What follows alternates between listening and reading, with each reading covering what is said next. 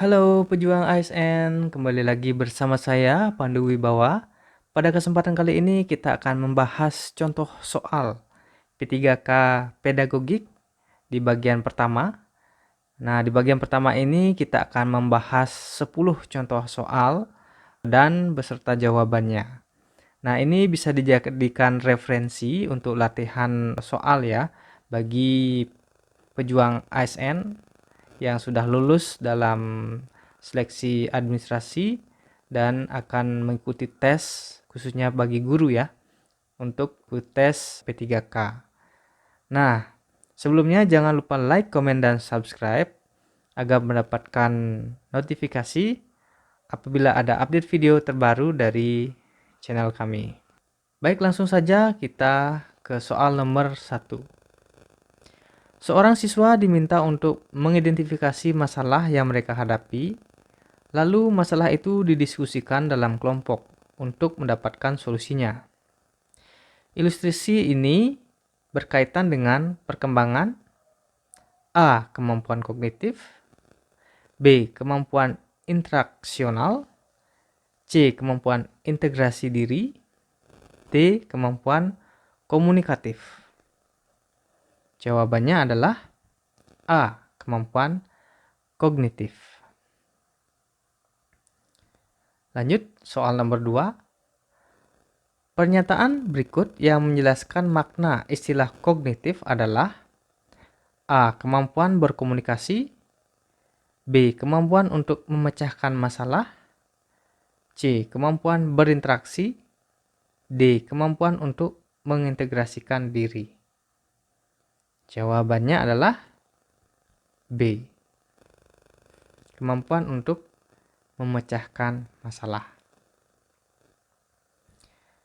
Soal yang nomor 3. Kemampuan berpikir untuk mengoperasikan kaidah-kaidah logika tapi masih terkait dengan objek-objek bersifat konkret merupakan ciri-ciri kemampuan anak berusia A. 0-2 tahun, B. 2-7 tahun, C. 7-11 atau 12 tahun, D. 11 atau 12 sampai dengan 14-15 tahun. Jawabannya adalah C. 7 sampai dengan 11 atau 12 tahun. Soal nomor 4. Menggunakan potongan sapu lidi, kelereng, globe, gambar-gambar yang menyangkut pembelajaran IPA serta IPS sebagai media adalah sesuai dengan tahapan perkembangan berpikir anak yang dikenal sebagai tahapan A. Anak memahami bilangan dan angka tapi masih terikat dengan objek bersifat konkret atau operasional konkret.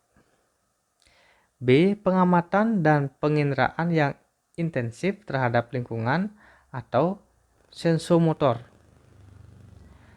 C. Dominasi pengamatan bersifat egosentris.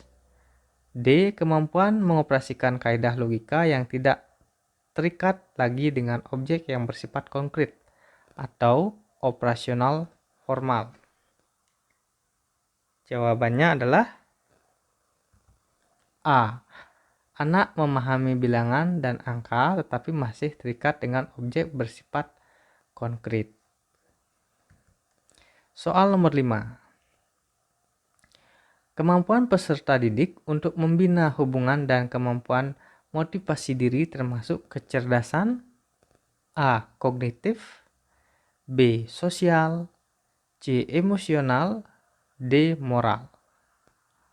Jawabannya adalah C. Emosional.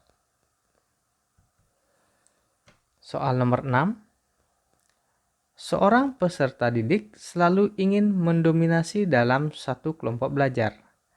Dia tidak memberi kesempatan anggota lain untuk mengemukakan pendapat. Jika teman lain yang memimpin dan mengendalikan jalannya diskusi, ia memisahkan diri dan cenderung belajar sendiri.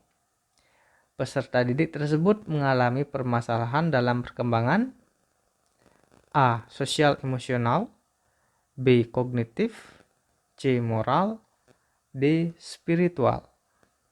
Jawabannya adalah A. Sosial emosional. Sekarang kita lanjut ke soal nomor 7.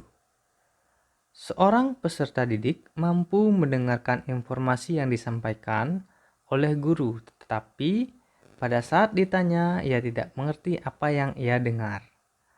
Peserta didik tersebut mengalami kesulitan dan gangguan belajar dalam hal A. Kesulitan akademis, B. Gangguan simbolik, C. Gangguan non-simbolik, D. Gangguan sosial. Jawabannya adalah B. Gangguan simbolik. Soal nomor 8. Hubungan atau bond antara rangsangan dan balasan terjadi, maka akan semakin kuatlah hubungan keduanya. Teori belajar yang dimaksud adalah A. Behaviorisme, B. Humanistik, C. Cybernetik, D. Konstruktivisme. Jawabannya adalah A. Behaviorisme. Soal nomor 9. Memaksimalkan kegiatan ekstrakurikuler, melakukan rekreasi dengan guru, dan melakukan kegiatan informal lainnya memiliki fungsi untuk mengatasi kesulitan belajar dalam hal A. Mengemukakan gagasan, B. Mengaktualisasikan diri, C. Penciptaan hubungan yang baik, D. Menformulasikan tindakan. Jawabannya adalah C. Menciptakan hubungan yang baik. Soal nomor 10. Seorang peserta didik merasa kurang bersemangat pada jam usai pembelajaran. Dia bahkan lebih senang tinggal di sekolah sampai sore.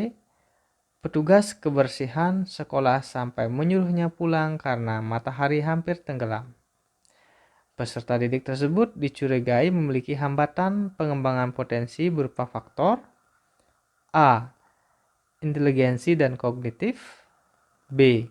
Budaya dan pembiasaan, C. Keluarga dan lingkungan masyarakat, D. Emosional dan kepribadian. Jawabannya adalah C. Keluarga dan lingkungan masyarakat. Baik, demikianlah 10 contoh soal pedagogik untuk bagian pertama. Dan jangan lupa like, komen, dan subscribe agar mendapatkan update video terbaru dari channel kami. Sekian dan terima kasih.